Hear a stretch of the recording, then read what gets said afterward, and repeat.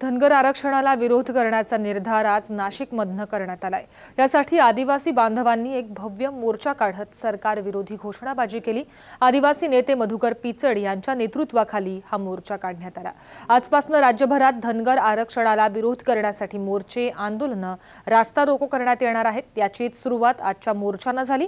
Golf club मैदान ते आदिवासी विभाग कार्यालय आणि तिथनं पुढे जिल्हाधिकारी कार्यालय असे या मोर्चाचं आयोजन करण्यात आलं होतं। मधुकर पिचड यांनी यावेळी धनगर आरक्षणावरनं सरकारला धारेवर धरलं।